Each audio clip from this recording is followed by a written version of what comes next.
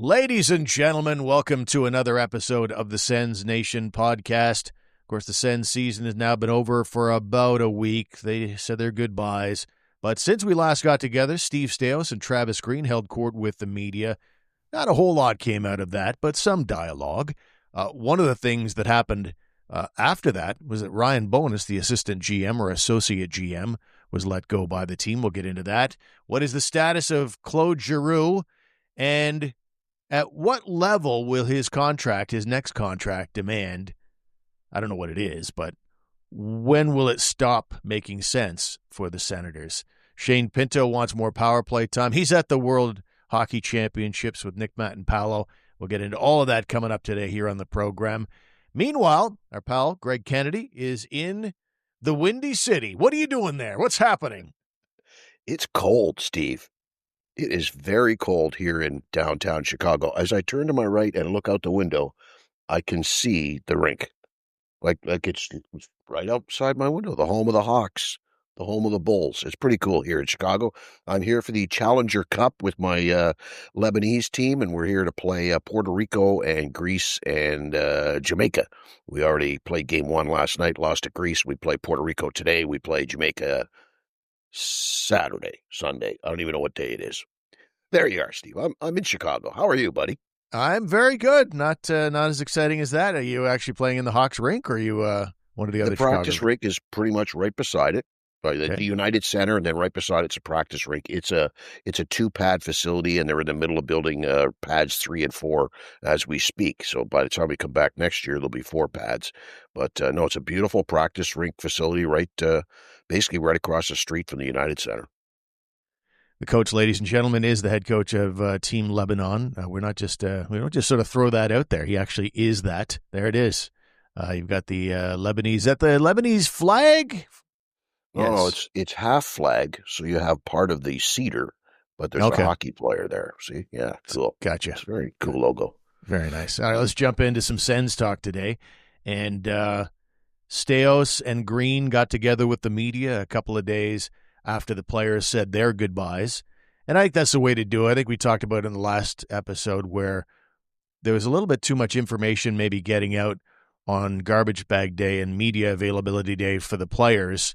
And I think 2 years ago it was Nick Holden that had to basically announce to the media that, I just got told by Dorian I'm not going to be back next year. So I kind of like the way they kind of separated things. And but I don't know, what was your general impression of the news conference? And because to me it didn't feel like there was a whole lot there. Yeah, they didn't let a lot out, did they? Not a lot of state secrets being divulged. No real mention of interest in who they want to bring back or don't want to bring back. That's the standard question. What are your thoughts on the UAs, the upcoming UFAs and the restricted, the RFAs? And then the other thing was nobody said anything about Bowness. That was a bit of a surprise. So I found it now makes you look back on it and watch the whole thing if you do on tape, and you're like, geez, did they really say anything, other than what we already knew? They're very happy with the season. There was good progress. They love the fans. Looking forward to next year. Yada yada, rah rah, sis boom ba. Not a lot of meat on the bone there. Yeah, that's probably the best way to do it. I was reading Graham Nichols' stuff in the Hockey News, and I think he makes a good point. It's a double-edged sword, like a mixed blessing, when GMs or an organization treats information that way. Because, we saw what happened with Pierre Dorion in the past. He'd sometimes say stuff that didn't go over very well, kind of foot-in-the-mouth stuff, but Staios keeps things very close to the vest, and I think professionally speaking, and for strategic reasons, it's a good idea to handle it that way. But the double-edged sword part of it, the mixed blessing part, is that it can be a little underwhelming. You're not getting so much of that, like you say, not much meat on the bone there. And so for us talking heads in the hockey world, that's not the best of things. But given the choice between the two, and I'm not sure you can have your cake and eat it too, I think that they're handling it the right way. Yeah, I mean, it makes perfect sense. Like you don't want to misspeak. And it's early, and if there's negotiations going on or if there's decisions that have been made, has everybody been made aware, everyone who needs to know about those decisions, like the Bowness thing? Like, the guy's got a family, he's got other considerations. And does Steve Stales really want to get into discussing it in this type of setting? Like, it's a different scenario. It's an end of season wrap up. It's discussing, how we feel about the team and things like that. It's in a lot of sense, it's a feel good chat. Does he really want to step up there and say, "Oh, by the way, this guy, and this guy won't be back. Oh, we fired that guy, and we're releasing this player, and we're not extending a contract to that guy"? Like, you don't need that. That's the wrong setting for that type of thing. Claude Giroux is one interesting case in that he's unique. This is a key guy that's 37 years old, and the team likes him, and Steve Staios said as much at the news conference. Didn't want to get into, negotiating through the media, but by the way, we love G. I think they clearly hope that something can happen. There could be a hometown discount afoot there, and I think both sides want it to happen. The fans want it to happen. Hell, even if the media is honest, they probably want it to happen too. But at what point would a contract demand stop making sense? Like, is it 2 or 3 years where you start going, or is it a money issue? Because everybody wants it to happen, but Claude Giroux does have some value on the open market as a UFA. If there's an opportunity where he gets big money in term from some team that's closer to the cup than the Ottawa Senators, then the Sens would like to match it, but when does it stop making sense? Yeah, well, to me, it's anything beyond 2 years. I would not want to sign a guy for 3 years, and I think that might be a breaking point for me, unless suddenly he wants less. Like, the total value of the contract to me, and we talked about this last week, didn't we, Steve? I think we both were sort of in agreement. 2 years, somewhere between 3 to 4 a year, so maybe as much as 8. Would you go 2 years, 8 million? I think if the guy wants a third year and it's still going to stay at 8 million, then okay, we could do that. But if it goes into a third year and it wants another 4 or even 3, if it drops down, I just think a third year would not be a good idea. And I think anything above 8 million anything above 4 a year isn't a good idea. But I don't know how hard they'd be. How is this a hill they're willing to die on? We will not give you a third year. I don't know how strong they would feel about that. We don't know the inner workings and how healthy he is and how good they feel about it, and we don't even know how they're projecting out other players to come into this lineup, rookies starting next year or the year after. What's their long-term projection for a roster look like? But I'd like to think that we're all in agreement here, you, me, and probably the Senators. 2 years and no more than 4 million a year. What are you thinking?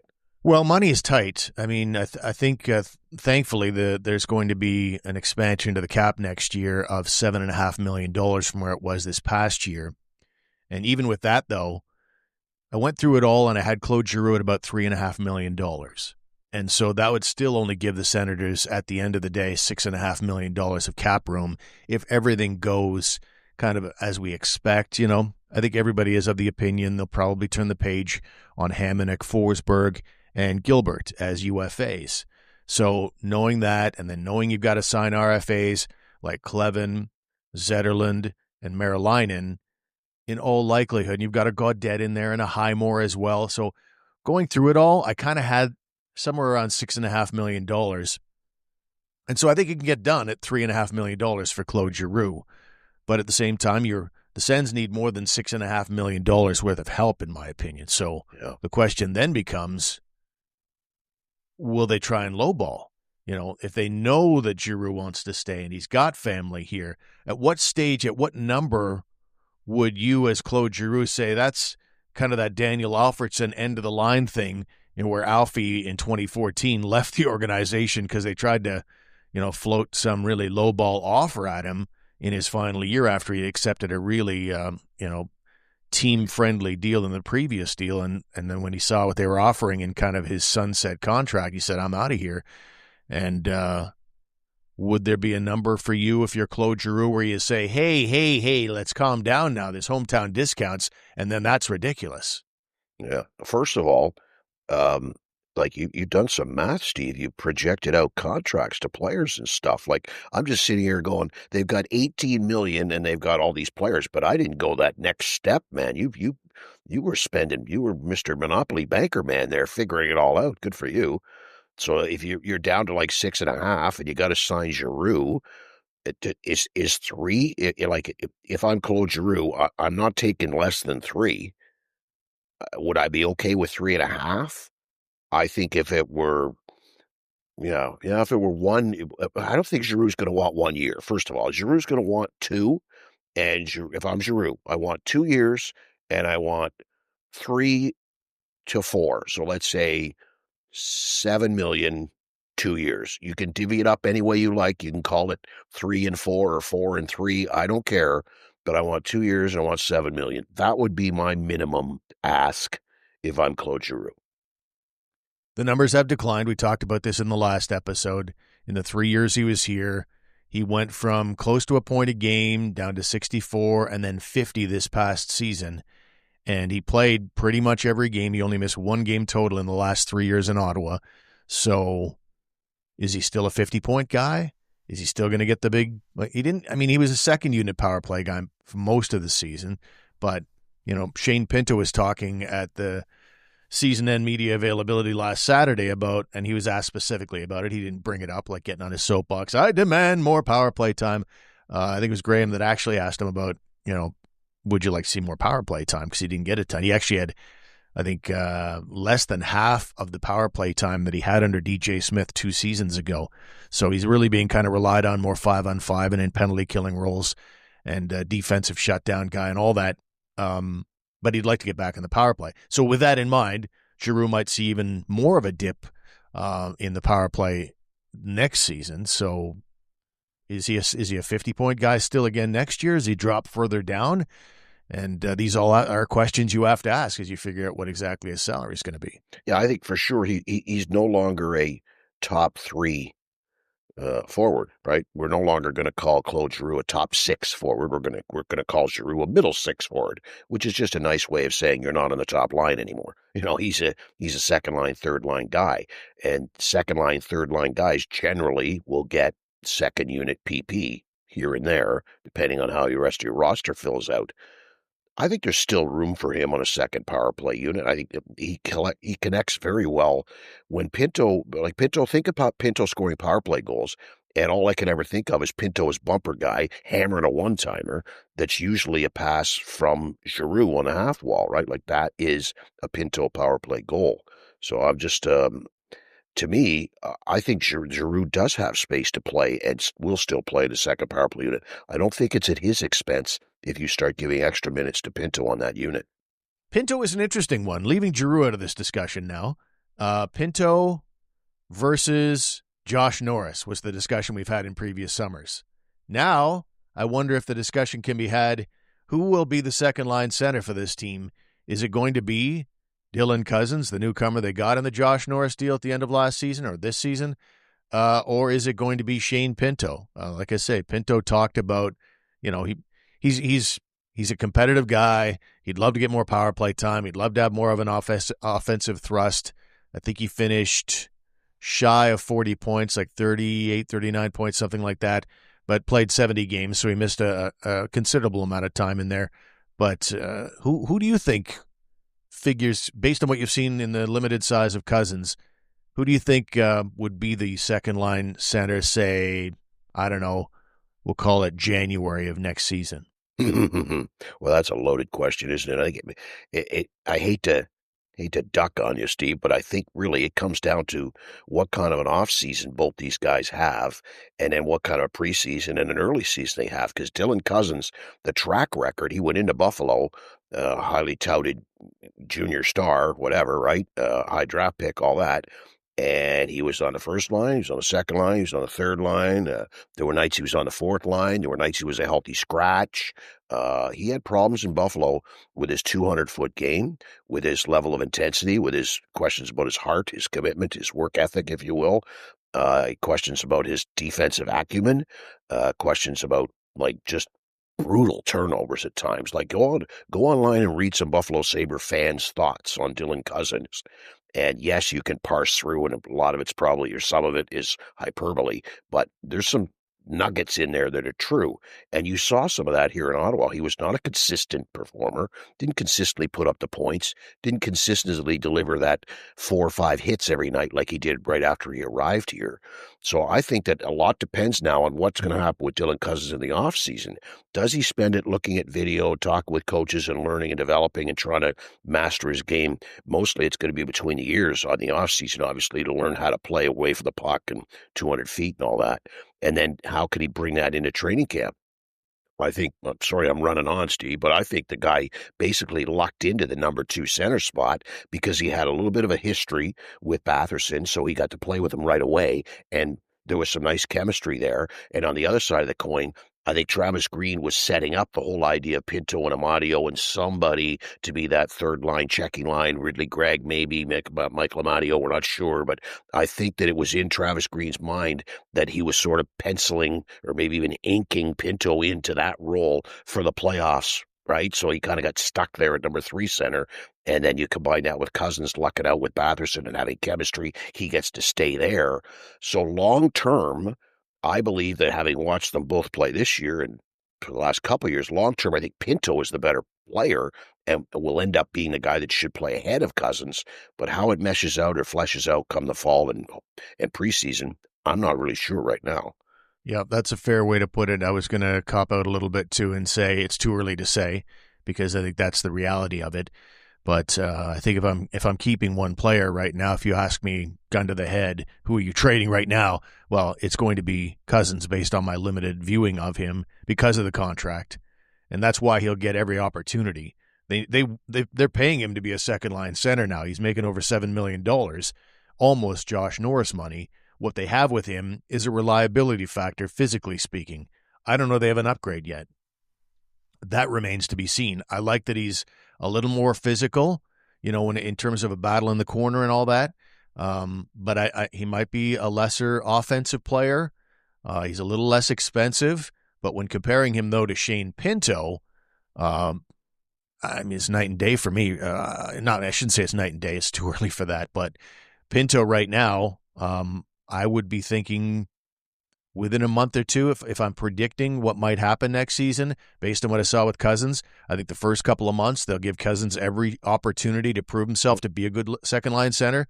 But I think Pinto is going to be that guy by Christmas. I think Pinto is going to take that role over because I think his stats are better than they appear because he doesn't get any power play time. I think they're going to rely more heavily offensively on Pinto for the coming season, and it'll just sort of work itself out as we move along. And if Cozens isn't producing, maybe they don't even wait for 2 months to make that decision. I think Shane Pinto is a considerably better player than Dylan Cozens based on what I know right now. And Pinto is at the Worlds right now and probably looking for a little something to give him a positive going into the summer, both individually and team-wise on a very stacked American team. But I wonder if he'll have some of the same issues that he does in Ottawa with some guys kind of blocking him because that's a really loaded team. Yeah, I love watching the World, Steve. I don't know that I'm going to get up that early tomorrow morning for Game 1, but I do love watching the Worlds. And you're right, Shane Pinto's he basically just stepped into the same role. He's probably going to play there. But how about Canada? How about Sidney Crosby and Nathan McKinnon? And Marc-Andre Fleury. I mean, here's 3 guys who they've done their duty for king and country, right? They don't need to go to do this. I just think it's wonderful. And I can't help thinking somewhere in the back of my mind, you know how tight all 3 of these guys are. McKinnon maybe not so tight with Fleury, but obviously Crosby's the one in the middle. He's tight with Fleury. He's tight with McKinnon. You got to believe their wives are tight. You got to believe the wives probably had as much to do with these guys going on this trip as the players did. Hey, trip to Sweden, let's go. The wives calling each other up. We're going. Say yes when they call. Tell Nate to say yes. Tell Flower to say yes. I just think it's great. I'm looking forward to seeing this World Championships more so than some of the ones in the past because there's some serious talent and some depth here on most of the top countries. Yeah, Canada and the U.S. in particular, like they are just so NHL star-studded. You mentioned Canada. You've also got, Macklin Celebrini. You've got his Sharks teammate Will Smith. There's a number of really good up-and-comers there as well, kind of a passing of the torch happening right there. A lot of really good veterans, including the stars you just mentioned. One guy I would like to have seen get a chance to be there, but he's just not allowed to be there because of that 2018 mess. Drake Batherson, how good would it have been for him after a difficult first round with the Ottawa Senators to also go to the Worlds, where he's had great success in the past with Team Canada, to give him an opportunity to play with his buddies from the East Coast skate in Crosby and McKinnon. It would have been really nice for him to play in this tournament to go into his summer on a high. You bet he would have said yes too, right? You just know it. And gee, would he have slid in there on the wing, playing with his two buds? That would have been great for him. He could have used it too. The boost, the confidence boost, the fact that maybe they're going to win, that would help too. I mean, yeah, I feel for him. I mean, there was a part of me wondering before I remembered, oh yeah, he can't play. I was thinking to myself, I wonder if the Drake's going to get an invite or not. And I still wonder now, Steve. I'm not sure if depth-wise he might have been on the list or not. It's hard to say, right? But yeah, it would have been great if he could have had a chance to go for sure.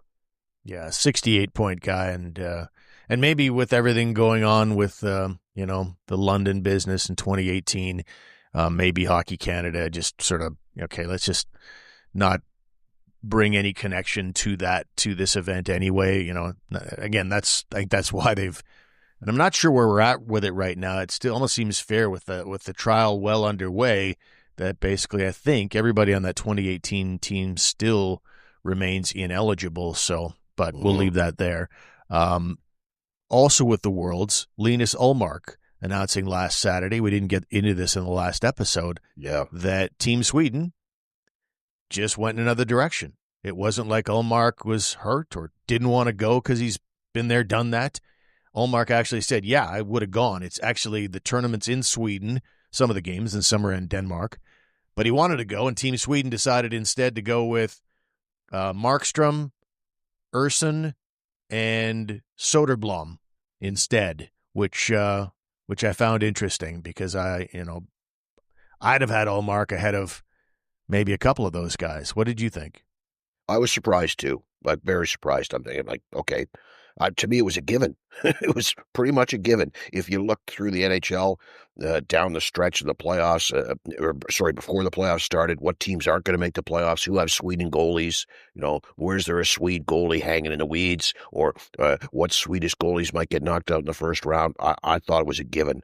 I do know that a lot of the European countries like to, Sweden included, like to name that roster earlier than usual, and they don't necessarily hold spots for NHL guys, but to me, it was a given that he should be there. I mean, Urson's a kid in Philly, right?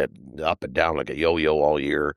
Markstrom, okay, yeah, he's a pretty darn good goalie, isn't he? So, okay, I can understand that one.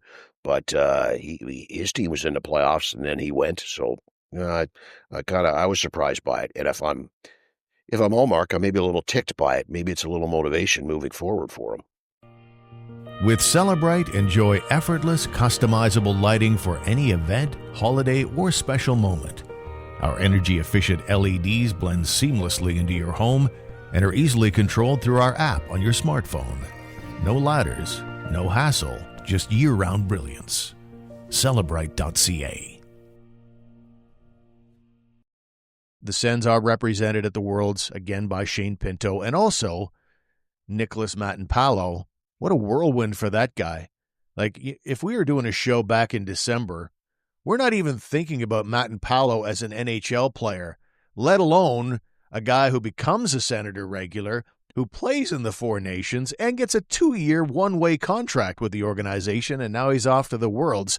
It got to the point, Steve, where by the end of the year, we're critiquing him as though he's like a regular, right? The fans, the online contingent of Senator fans are chirping the guy like he's Travis Hamonic. Like he's not good enough. He shouldn't be playing and making mistakes like this. Like it was like he's a 5-10 year veteran in the NHL, and now we can start chirping him and giving him a hard time. When in fact he's just barely made it. Now he's 27.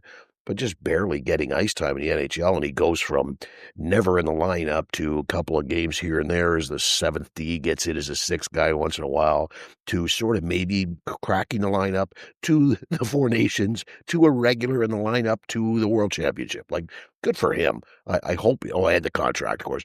I hope he continues to progress. I really don't know. We talked about this last time. I don't know developmentally wise if he's hit the ceiling. Like, is that all you're going to get out of the guy? Now he's 27 years old. Is that it? I don't know if we're going to get more or not. Well, it'll be a question to be answered next season, right? Yeah. I like to think that there's still we mentioned this in the previous episode, there's still the potential for late blooming. Tim Thomas pops immediately to mind, and we saw what he was at around that age and then became a Stanley Cup champion. But I'd agree. Anybody that's now sliding into their, I think he's only 26 unless he's had a birthday in the last week or two. Oh, but I stand corrected. But, yeah, I mean, often you are what you are. But defensemen and goalies in particular, they're hard to predict. They take their own sweet time when it comes to development. Goaltending I want to ask you about. So Matinpalo is a guy who has a one-way contract now, but I'm not sure he's an automatic to be in the top six, depending on what happens this summer. A lot of things could happen. I'm sure Steve Staios has a lot of different ideas about what he wants to do, and every one of those considerations will come with at least one, maybe two, maybe three reactions to it to accommodate the move he makes. But I think about Matinpalo, there's an assumption that because he's on a one-way deal now and he's got a 2-year deal, that he's in the top six for the next 2 seasons. But by that token, Mad Sogard's in the NHL next year. And I'm not sure that that's the case because he's got a one-way contract as well. And the Sens will also have to sign this summer Levi Merilainen, who's a restricted free agent. So when we talk about one-way contracts who are those minimum wage varieties, doesn't necessarily mean that they're penned into the lineup for the coming season. I see the guy Matinpalo as being a 7. I think in long term, I think he's a good guy to be in the 7 slot. But maybe like in the old days, that contract situation stipulates, okay, he's in, he plays, because the Senators weren't too fond of messing around with guys on one-way deals. You got a one-way deal, you get to play no matter what. But I think this organization, this group of people view things a little differently, but having said that, they must view things a little differently with Matinpalo too, giving him this deal. So I think long term he's a 6-7. I don't know whether he steps in and plays next year. I'm on record as saying they need to find another defenseman, at least one who could play in your top 4. And I think if they go out and find that, then obviously that affects Matinpalo's ice time, and that puts him into that 7 slot. You go out and find another guy, and assuming Jensen's back, that gives you the 6 healthy guys returning plus whoever they bring in, who to me is a top 4 guy. So that to me drops Matinpalo down to 7. And those are the 7 guys you enter the season with, I think, anyway, moving forward. Yeah, it's they're gonna, like I say, I got them at about $6.5 million to work with once they take care of their own.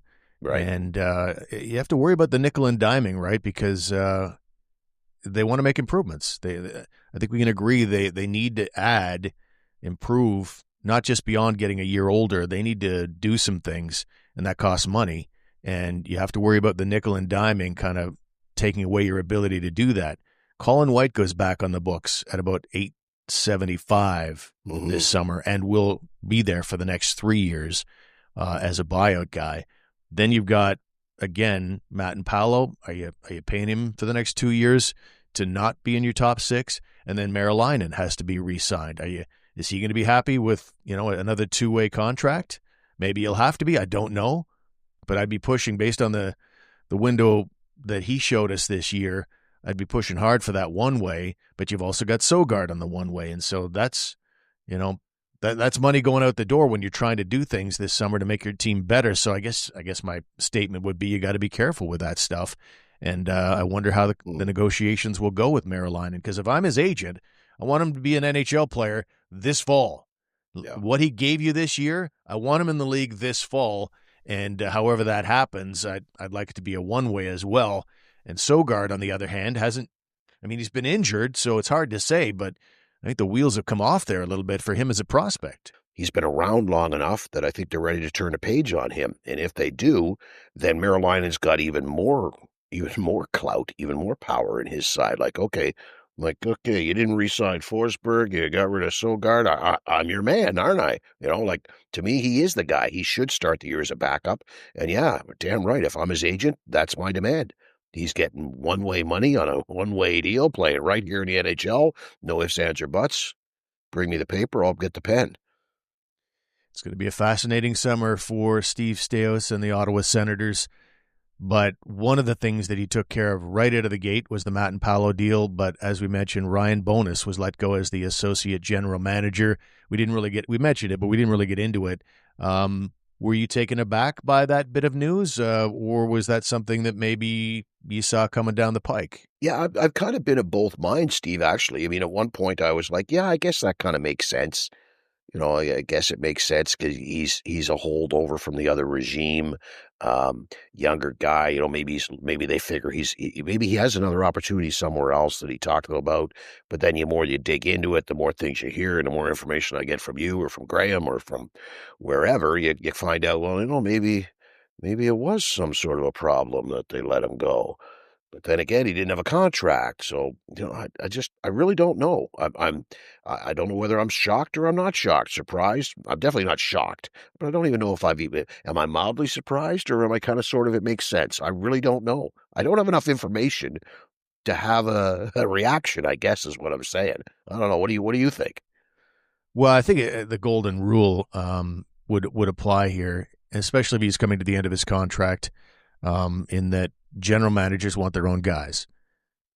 As the guy who runs the hockey operations department, when he came in as GM, the Dorion thing, he was part of that discussion when they decided to let him go. The Dadonov thing, the final straw, the DJ Smith dismissal, the coaches going out the door.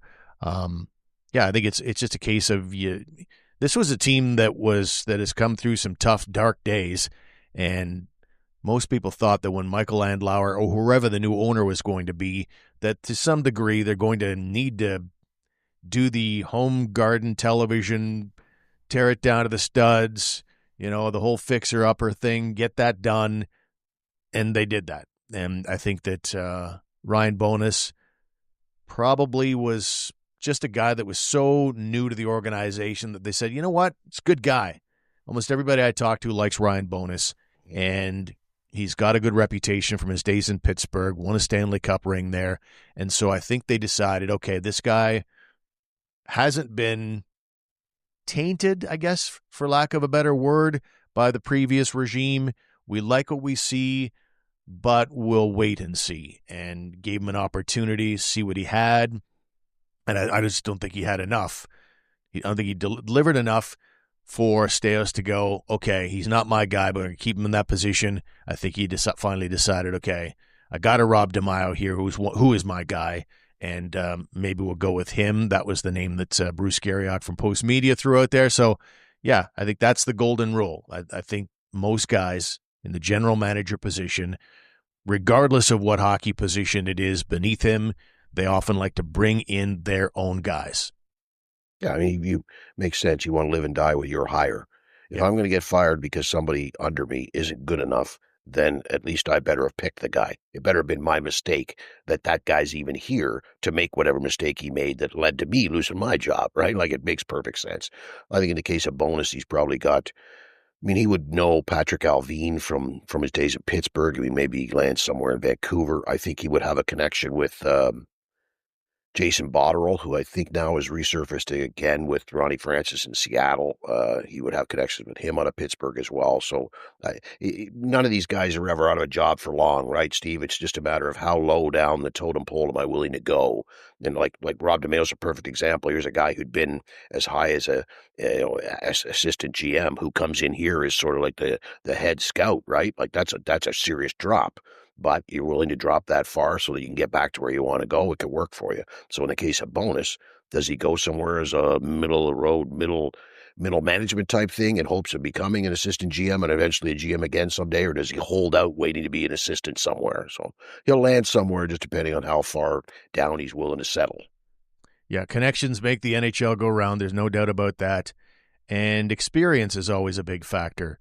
When no GM wants to bring in anybody. I'm thinking about coaching right now as I kind of segue here. There are so many great young coaches, old coaches who never got an NHL sniff because they didn't have the connections necessarily. That's part of it. Or maybe they weren't competent. But there's so many great coaches out there that never get a sniff in the NHL. I think about those Spencer Carberry with the Washington Capitals, who might win the Jack Adams, has done a great job with the Capitals. He was an assistant for a while, paid his dues there. But the Capitals didn't have to go get a guy who's never been an NHL coach before. They could have done the experience route, and the tried and true. He's been an NHL coach. He's had success before. Let's bring him in. So there's always that temptation. And I think about that today with the Anaheim Ducks hiring Joel Quenneville as their head coach. This is a 3-time Stanley Cup champion with the Chicago Blackhawks, so that's attractive. However, the handling of the Kyle Beach case, you wonder, okay, did you really need to bring that in? The Columbus Blue Jackets brought in Mike Babcock after what had happened in Toronto. Edmonton brought in Stan Bowman after he was part of the Beach in the Chicago case as well. So far, that's working out all right. The Oilers are, they're playing well in these playoffs, and were excellent in last year's playoffs, obviously. But in the case of Quenneville, he's a guy who's now over 65, and he had the situation with the Kyle Beach scenario. And I don't know, why bring that into the mix at this stage of the game? I guess it just shows you that if you've had a track record of success, you've got NHL experience, this is plug-and-play stuff. Yeah, and I wouldn't say I'm surprised by any of those, by the Stan Bowman or the Babcock before, or especially the Quenneville now. Surprised isn't the right word. Disappointed, I think, is the word, right? I find it disappointing that this is what these teams, these organizations have decided is something that they should do. I'm sorry. To me, the jury is still out on exactly what Quenneville knew and when. You read some of the statements in that massive report, and it sure seems like he knew what was going on. And his line in the whole thing was like, "We don't need this blankety blank while we're in the middle of trying to win a Stanley Cup."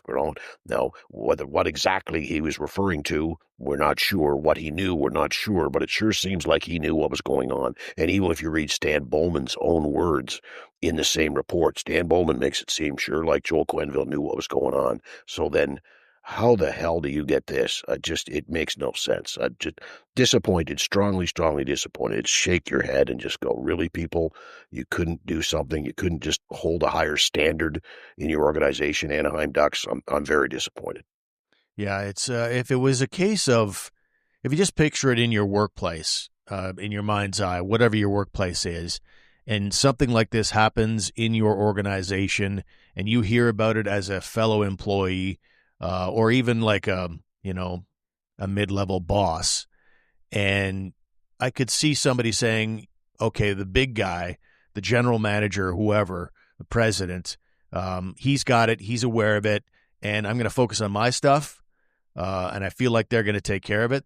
I could see that happening to pretty much anybody, but to hear again and again these reports of he had knowledge of it, and even during the investigation initially lied about it, and in the process wrote a recommendation letter to for Aldrich so he could get another job and do this kind of thing again to somebody else.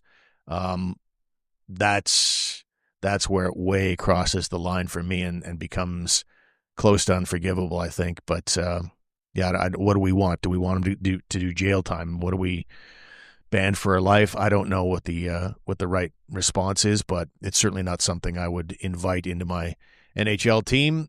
He apologized right out of the gate again at his news conference, and just a messy situation, obviously. And the Ducks have been willing to take that on, so we'll see how that goes. But to close it out today, I want to ask you about this. I know you're in Chicago and you're getting ready to get back to Team Lebanon, big game. Puerto Rico. But I want to know, beat those Puerto Ricans, buddy. There you go. Hockey hotbed. Utah Mammoth. What say you about the Utah Mammoth as the nickname and the logo? I like the logo. Pretty cool. I like the logo. It's almost a little too, the head is almost a little too close to the Nashville Predator, in the way some of the lines are working, but it is facing the other way. But I like the logo. I like the colors. I think that I'm very ticked at the Yeti company. Like, come on, people. You couldn't just embrace this. You couldn't just, get on board with this. That was the thing that bothered me. But also, from what I can understand, is if Salt Lake had been willing to say, okay, look, we're not going to make any coolers. We're not going to make any drinks. We're not going to make any glasses or any cups with Yeti on it. Maybe that would have got it done. But the problem was that they wanted to take the name and they want to put it on absolutely everything, right? They want to splash their team logo on everything in the market. And that's where you start to infringe on the real Yeti company. But I really, really, really liked Yeti, and I'm disappointed that we didn't get Yeti. But Mammoth is pretty darn good. I'll take it. What do you think? I don't mind Mammoth. I prefer an S on the end of names. Old school guy. But yeah, I am. But Mammoth is fine. I've liked the color scheme. They keep the same color scheme. They're going to go with Utah, I think, on their whites, if I'm not mistaken. And then the blues have the cool logo. And yeah, I like it. It's not just the mammoth, but I guess the tusk is a U for Utah. And then you got like mountains in the back of the logo as well that are kind of incorporated into the mammoth's head. So a very strong logo, very strong look. I like it across the board. I like in the logo. And this is a bit out there, but my son has watched the movie Ice Age about 1,000 times, and the 6 sequels I think that it's had. Ray Romano plays a mammoth character named Manny. And so if you can picture Manny as a White Walker from Game of Thrones, the zombie characters in Game of Thrones that are White Walkers, that would be what the logo reminds me of. Bit out there. Maybe a few people will have got those two references. Now we know who's going to drop the puck at their first game next season. Ray Romano? Some guy dressed up in a White Walker cross between whatever with a puck in his hand. Okay, here we go. Yeah.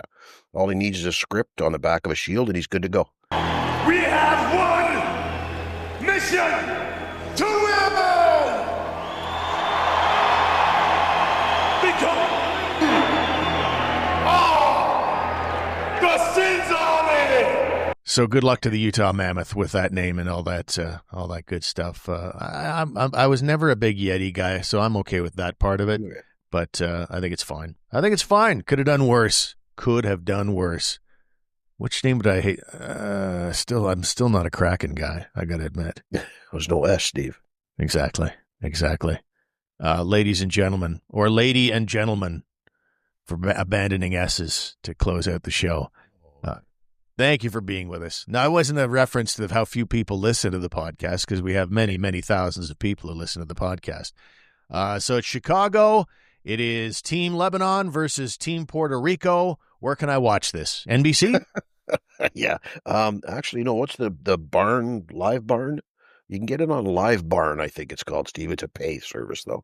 There's how they have those in-house video things going, the video feeds. Yeah, I think it's on Live Barn for I think the rink's called the 5-3. It's out the window, of course. I can barely see the sign from here. The 5th/3 Arena. 5th/3 Arena. I don't know what it means. I think it's some kind of bank that's called themselves the 5th/3. But anyway. To the 5th/3 Arena live barn recording. You may be able to watch us play Puerto Rico if you really care that much.